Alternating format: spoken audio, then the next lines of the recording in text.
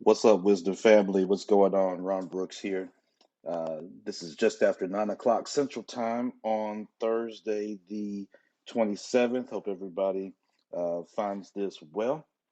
Go ahead and tap into the bio, tap the link there. If you see that I could be a resource to you, definitely tap in. I would love nothing other than to get you plugged in and connected with areas where I can serve as such.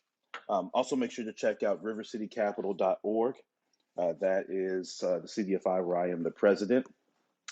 And our mission is to serve this Memphis community by providing low cost, compassionate capital or loan funding to Black, Indigenous, and women owned businesses. Again, right here in Memphis. So definitely tap in with me there. And if you have a business in Memphis, a business you're looking to relocate to Memphis, or if you're looking to start up a business in this Memphis area, we want to be a capital provider for you during these challenge times. So definitely be sure to tap in with me there.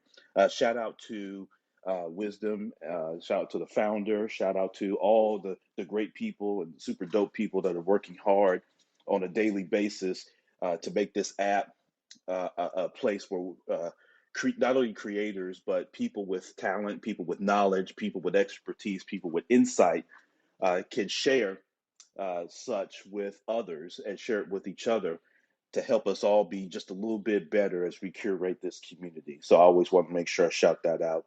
Anybody that knows starting up one of these apps is certainly not uh, a fool's errand for sure. It takes what I imagine to be a lot of work, a lot of capital, a lot of exposure, maybe a lot of long nights for anybody that's really done anything that's been successful, even beyond just creating a dope social audio app. So definitely shout out to again the founders of Wisdom and to all of you that are listening to this.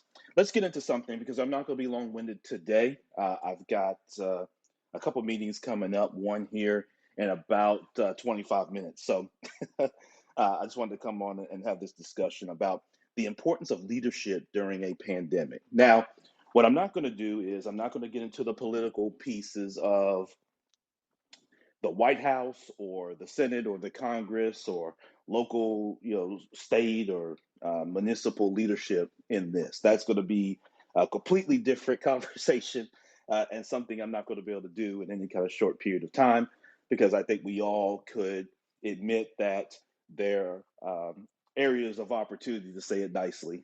I'm going to be nice this morning. So there are areas of opportunity that exist there when you look at leadership during a pandemic, right? No matter what side of the aisle that you find you like to sit on, whether it's the red side, the blue side, or any other color that exists. That sometimes is used to divide people, but again, that's another another conversation. What I want to talk about is the importance of leadership in business and the importance of leadership in family. And so let's start with family first, right? Because family comes first. So the importance of leadership in family. So whether it's yourself, you're a single person, whether you've got a household full of people that you designate as your family, there's an importance of leadership, and leadership comes down to, um, like any relationship, trust and confidence. And that's what I've learned is that you have to instill trust and confidence in your family structure. And so, how do you do that? That comes through transparency. That comes through discussion and conversation. That comes from active listening. Right? You're not listening to respond. You're not listening for where you may disagree. Right? And that's what's kind of happened even more so has been exacerbated in this social media era is we tend to listen for debate. We tend to listen for where I can find fault, um, who I can blame, right? We want to know why, why did somebody do this and why did somebody do that? We're always looking to exonerate ourselves and then indict the next person, right? And so instead of doing that, what leaders do is leaders look for the resolution, the solution. They look for where the bottleneck took place. How can we avoid that in the future, right? How can we avoid the bottleneck in the future? And then how can we determine a resolution to move forward? That's what it's about. Because leaders understand that The one constant thing that's going to come is going to be an issue or a problem. That just happens as the world revolves around its axis and as you have human beings, right? So anytime that you have movement, right? Cells divide, um, people move about, people interact.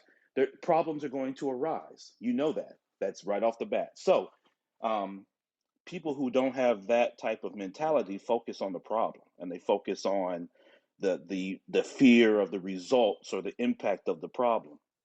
And sometimes that happens in families. When things get impacted, it's easy to live in a bubble and say, well, this is only affecting me. This is only about me and my fears and my insecurities and uh, my willingness to panic, right? So leaders, obviously do the opposite of that. They don't panic. What they do is they understand in a broad, holistic sense that troubles are really just math problems, right? So really, what you're doing is you're solving for a math problem, right? That's all leadership is. So you solve for the math problem, right? And you do that through the conversation, through looking at the behaviors and adjusting or adapting the behaviors. And that's not always easy, right? That can result in a few scars, a few wounds, even a few casualties, right? Along that way. But it's all part of instilling the proper leadership. And so that's something that I think it misses a lot of times as we look at families. It's so easy nowadays for people to just call it quits. Again, social media has exacerbated this. Other media forms have exacerbated this notion that people don't want to commit to anything and they want to feel like they always have an out, right? And the truth of the matter is, yes, you're always going to have an out. You can always quit. Yeah, quitting something is not hard to do, right? There's always an out, right? You can always quit something. You know what I mean? Take anything in life. You can, if you want to quit it, you can quit it. What adults miss sometimes is adults want to have um, they want to have their cake and eat it too. They want to be part adult, part child, meaning that what it is they want to be shielded from the consequences like a child, but then they want to do whatever the hell they want to do as an adult. That's not in alignment, right? If you're gonna be an adult, be an adult. If you're gonna be a child, be a child. Okay. So in leadership, as an adult leader, right, you understand that the consequences of actions you have to bear, good, bad, or indifferent, because all consequences aren't bad. We often give a negative connotation to the word consequence, and we think when you hear the word consequence, people roll their eyes and they think negative, right? But it's not always negative. There are good consequences too, right? Um, when you do right by your family there at your house, there's positive consequences that come from that. Okay. Same in your business. I'll get to business here in just a second. Um, but it's about learning, it's about developing, it's about moving forward, and things happen in its own time. And one of the challenges in family leadership today is that because we have so much exposure to the outside world, it's easy to compare and contrast. And comparison is the robber of joy, right? Because one of the funny things about with people is they never compare down. You never hear anybody mad because they have a house and they're upset and jealous and envious of the homeless person, right? You never hear that. People tend to always be who they look either eye to eye to or who they feel like they look up to. And in their comparison, that's going to rob you of gratefulness. That's going to rob you of joy because you always feel that I'm justified in I should be this or I should be that because of this person's this or that. Even knowing that they don't know the whole story and everybody's pathway is different. And so leaders, you have a holistic perspective because you know that there was a time when someone was aspiring to be you, right? And that may still even exist today. So while someone may be complaining or maybe um, trying to compare up or different things like that, that same person or other people may be doing or have done the same thing with you. So we all have our pathway, we all have our journey. So again, with your family. In leadership, you have to have that right vision, that right temperament, and you have to be solution oriented. And that's very critical. Now, during the pandemic, for myself, for my wife and I, we had three girls, for those that have listened to other rooms. It was a challenge with virtual school, right? Now, I was fortunate. Okay, I work a lot from home. I have the autonomy to do that. And we're very fortunate to be in a situation where we can provide very good, more than reasonable accommodations for all of us here, for my family. My daughters had access to high-speed internet in a nice, very nice house. Had enough room to be able to spread out some, but it was still a challenge for them. And last year, my daughters were in fifth, fourth, and second grade. Okay, but they were still old enough to kind of get on Zoom and kind of do their own thing. And I needed to help when there was a breakdown in the internet or something like that, or if something wouldn't print. So those of you that are parents or caregivers of children or just watch children during kind of the virtual school piece, maybe in 2020, maybe first of 2021, you can recognize this, that it was a challenge. It was a challenge for teachers and administrators. It was a challenge for children. It was a challenge for parents and grandparents and caregivers. It was a challenge for everybody, right? But it required leadership. That's what made the difference. And so in leadership, for example, my daughters were here, so I still had to work, but I had to carve out time. So my time management had to be even more enhanced because I had to make time available to make sure that they were good, that they were able to log in, that they were paying attention, that they were capturing notes.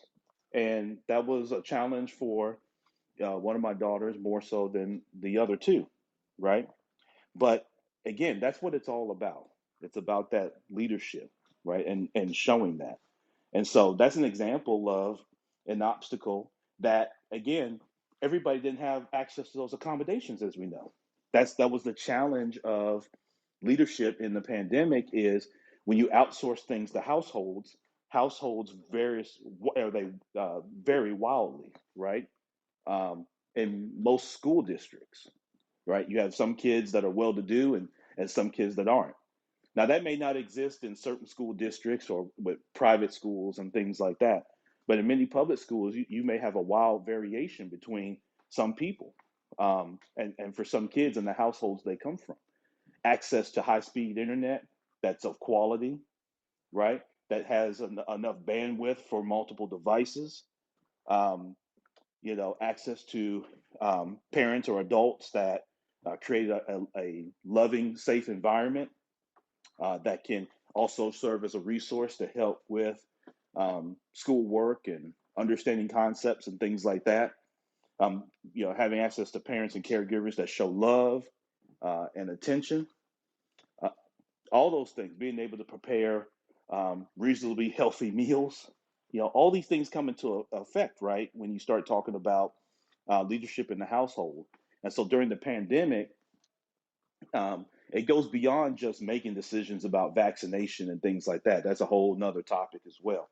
Um, but it comes down to when you've got challenges around and there's panic going around and there's misinformation and there's different things that create challenges, right? Um, for going around, you definitely have to make sure that someone is exerting the type of leadership that it takes to get through those things and not be bogged down by them. So let me take a quick minute to shout out some folks that are listening. I think it's Sharente Carr. Shout out to you. Kindness with Kaylee. Shout out to you, Heather, Lionel, King Buchanan. How you doing? Impress. What's up? What's going on? Lisa, how you doing? Troy, um, Sarancho, how you doing? My guy, the Daniel F. Harb Show. Shout out to you, man. Got a chance to check out some of your rooms, man. Really super dope content. Alejandro, how you doing? Thank y'all so much. Those are the folks that I want to shout out that are listening right now, and I'll do that some more here as we go on before we wrap up. So we talked about family leadership. Let's talk about business leadership real quick, and you'll notice the parallels. In business, whether you own your own business, whether you're a W-2 employee, 1099 employee, whatever that is, you're an entrepreneur. Um, Obviously, leadership through the pandemic has been exacerbated because you have the responsibility in some cases either of just yourself as a sole producer, or you've got yourself plus employees. And your employees, as well as yourself, you're looking to the leadership of how decisions are made and how information flows within your organization. And so, if you're a leader, make sure that you take time to look at how information flows and check in on your employees. One of the things for me as president of River City Capital here in Memphis is I have to spend a little bit more time than maybe in the past being mindful of people's mental health and how people are feeling and how they're really doing. Maybe more so than the attention you would have given that in the past, right? When everybody was in the office and you got a lot more FaceTime with people. Now we're all talking through Zooms. I mean, hell, yesterday I must have been on 6 Zooms, right, throughout the day. In various meetings and things like that. And so it's hard to get that grasp of how someone's really doing on the video call sometimes. And so one of the pieces of leadership that I had to take time is even when doing one-on-ones with people, I had to take some time and really ask and dig into not their personal business, but just how they're doing, how they're feeling, how's their family, how are children? Is there anything that you need beyond just the resources we provide for your position, right? And so that is uber critical because you want to be able to endear yourself to your people.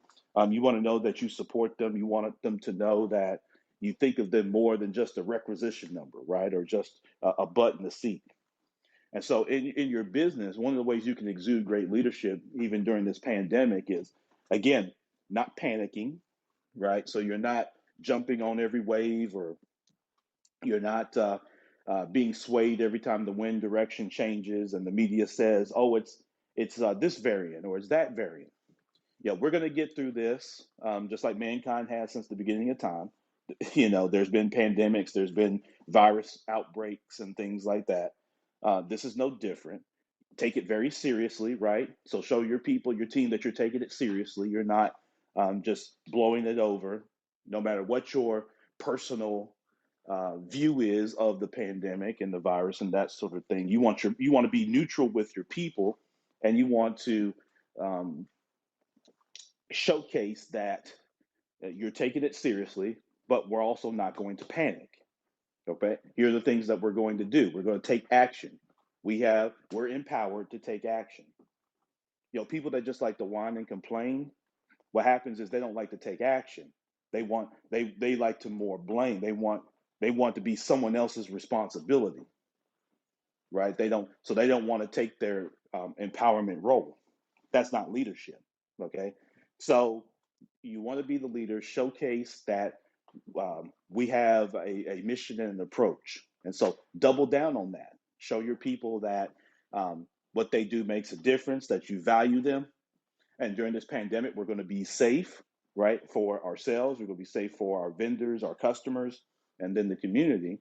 But we're not going to be stymied by it. We're not going to be impalled or paralyzed by the pandemic. We're going to get through it, and we're going to do the right thing. And so that's where your leadership comes in. And then you want to demonstrate that in your behavior as a leader as well. Okay. So all those things come into account or come into fruition if you decide to take that type of approach in leading your business and your organization. Last piece is in business, it's also going to take some critical thinking. And you may have to have some tougher conversations that challenge the way that you do things or have done things.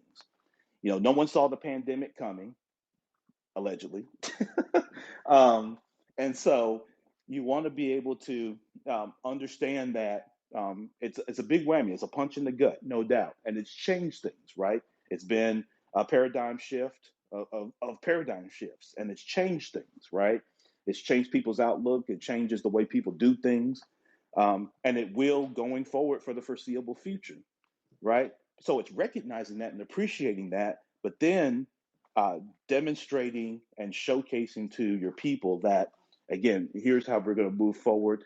and we're open to the critical thought of how do we do things differently, sticking to our principles, right? But we're not bounded or enslaved to the past, right? So poor leaders come in and say, because we've been doing this since 1845, this is what we're going to continue to do. That's poor leadership because obviously things have evolved since 1845, or at least they should have. All right. So now that it's 2022, what do we have to do today? Right? Those leaders had to do what they had to do in 1845, but now in 2022, in a different environment with different people taste and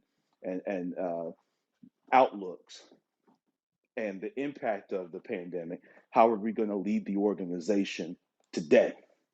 All right. So that's the type of conversation, that's the type of conviction, that's the type of authority that you have to speak with as a leader in an organization. Okay. And you have to be open to the critical thinking, right, that it takes to be successful. So, anyway, I wanted to come on. Looks like I've got a guest waiting. Let's hear who we've got. Looks like Miss she's going to jump on here. Hey, Miss Carr, how you doing? I'm very well, very happy. How are you, sir? I am doing tremendously well. Tremendously well. I appreciate you jumping on with me. I'd love to Yeah, just hear your thoughts on the subject of leadership during the pandemic. I actually had a question first because I was like, Oh, "Oh, he's please, talking about please. leadership." So I was like, "I have a question before I have insight." So Yes, how do please. you manage when employees are being codependent and you want them to be a leader of their own life, if that makes any sense, and for them to take care of Mm, themselves? How do you help yes. that? How do you foster that? Yeah, absolutely. No, great question, Ms. Carr. And so I love that. And just to restate it, your question is how do you get people to kind of empower themselves and take ownership um, personally and professionally?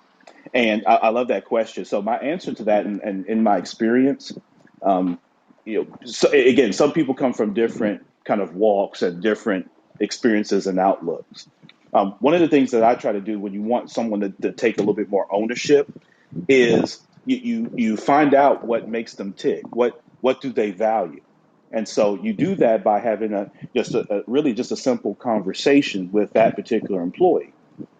And you want to ask the type of questions of where do you see yourself in the organization, and are you aware of the impact of what you do uh, on this organization. And you may want to even share some, if you got some numbers or ways that you can quantify that, you want to be able to share that. But get their insight on that, and then what you find is, as people talk, they start to share, again, the things that they value, Ms. Carr, and then Yeah. that's where you can hone in on, you are empowered. Our culture is one of, empowerment, if that's true, right? Now, if it's not, and things are more centralized, that's going to impede what I'm saying.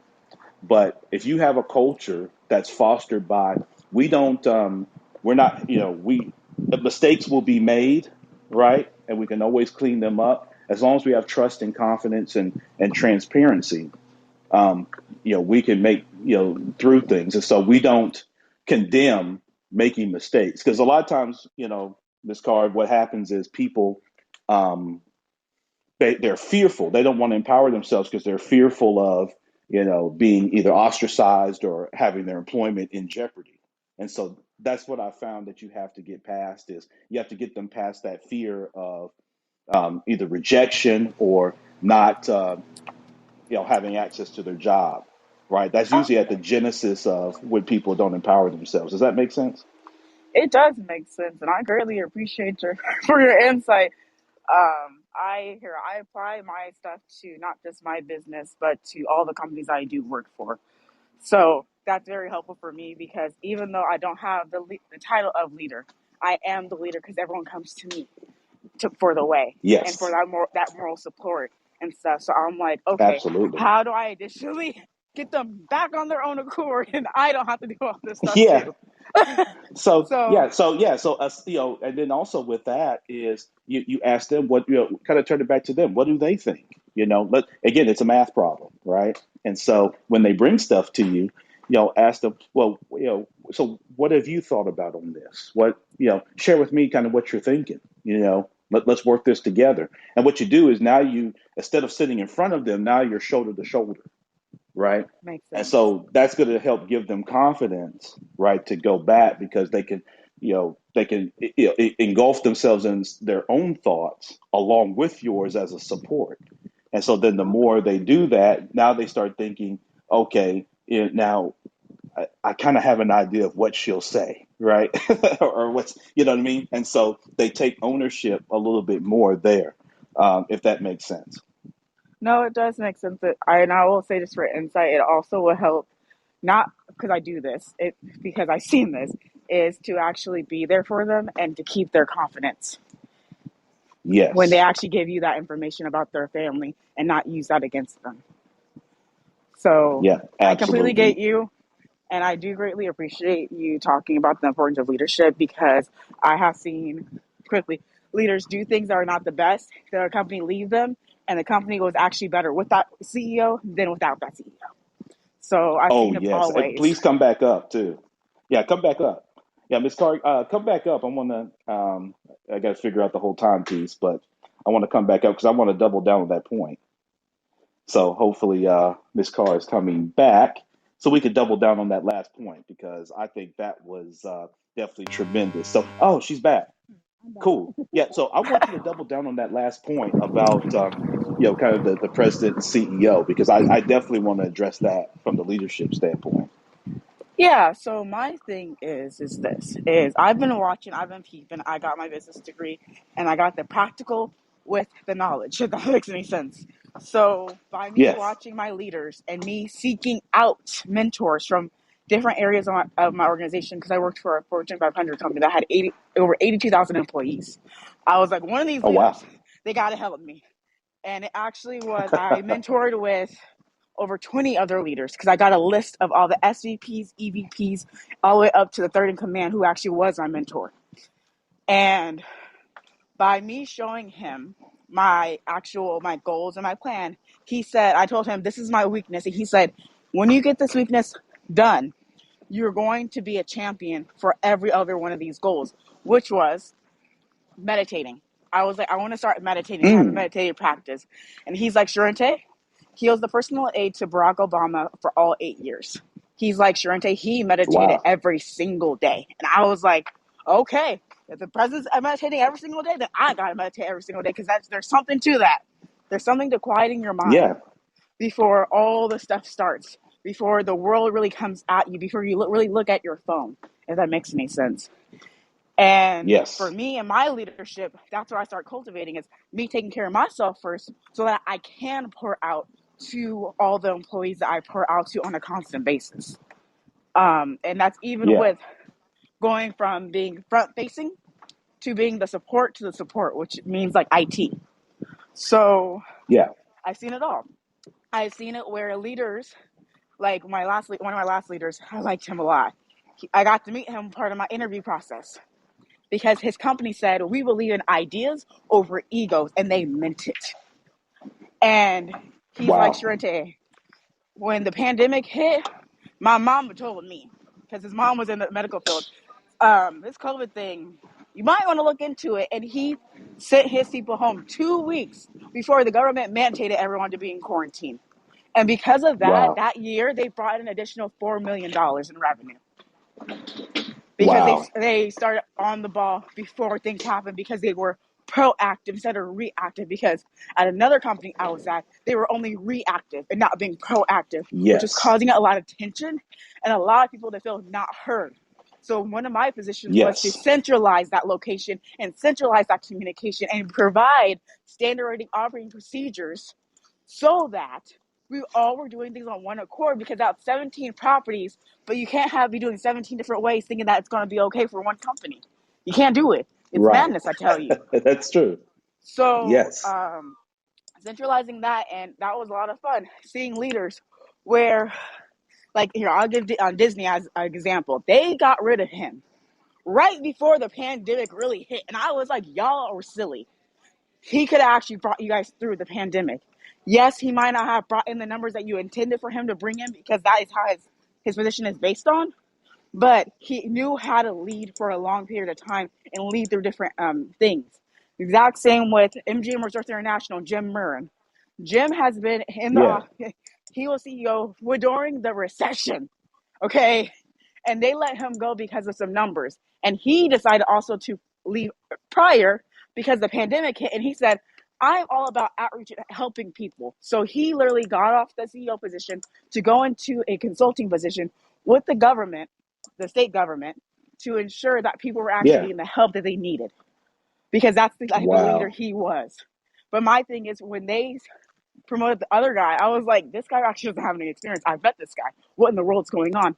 I'm not saying this to gossip. I'm saying this because I've been paying attention. And with Right. him, he's been doing a really good job. He's been doing a really good job. So he studied himself approved for the fact that he was actually paying attention to the person ahead of him. And you can actually Mm. see that. You can know Wow. when a leader builds themselves from the bottom to the top. You can see when a leader does not do that and they were just handed the position because of a referral program. You can see it and you can Right. feel it, because the people that are true leaders are the people that are genuine, that actually want to help you, that want to champion you for you and your success, whatever that means, even if it's not at that company. So Mm. that's what I'm talking about. Wow. Sharente Carr dropping bombs. I love that. Um, Listen, give a round of applause to Sharente Carr with what she just dropped. Those were tremendous, tremendous bars, to say the least. Wow. So much to cover. I mean, I tapped in with you, Sharente. I mean, me and you need to get into some type of room. We need to curate something. You need to curate a room on this very subject. Wow. I mean, so much that you touched on. One, of the things that you touched on, that proactive nature of leadership. So that's part of your culture. You talked about how the leader facilitated having people work from home as they were able to foresee what was coming and had enough intel and data to go ahead and make a decision, where others waited to just react or kind of monkey see, monkey do, which you saw a lot of this early in the pandemic was, and this tends to happen in business, is it becomes monkey see, monkey do. One leaders just wait to see what the next person's going to do, or they want to see what a big company does, like a Amazon or a Tesla or someone like that. Um, so it's very very interesting when you have that proactive nature, and that's part of leadership during this pandemic. And so, again, what you heard from Sharente is, the importance of leadership to culture, right? And I'm going to do another room and have some conversations, maybe later on today. So all of you can definitely come and tap back in with me, possibly later on today. Follow me, and that way you'll be alerted. I'll follow you back. Shout out to my girl Alex that's in the room. Always appreciate her. One of the great voices across all these platforms. Cicely, what's going on? Deborah, Howard, Angela, Chris, King Buchanan's been rocking the whole time. Papa Bear, Aaron, Theodore, Jenny, Martin John, what's going on? Ram, what's up? Reba, Coach Ray, Nadia, Bella, Kelvin, Sharente, my girl who jumped in earlier. Definitely round of applause to her. Kindness with Kaylee's been rocking. Heather, Lionel, Impress. Impress has been in some other rooms with me as well. Lisa has. What's going on? Troy, Clint, my guy Daniel F. Harb, the Daniel F. Harb show. Definitely super dope. And Alejandro's been rocking the whole time. Thank you all so much. I appreciate this. There's a lot of things you could be doing, but you were here listening to myself, listening to Sharente Carr, just provide some really great points of insight from her perspective. And so, listen, I'm late for the next meeting, so I'm gonna get to that. But I appreciate you rocking with me again. Tap into the bio if you see I can be a resource to you. Definitely link up with me. I love nothing other than to do just that. There are three things that unite us all, no matter where we're from, no matter what side of the ocean we come from, no matter what we look like. We all want to be a little bit better for ourselves, a little bit better for our families, and a little bit better for our communities. And if we can keep that in mind with everybody that we come in contact with, we'll collectively make this place just a little bit better. Okay? Listen, enjoy the rest of your day, choose your attitude, and go. Peace be to you.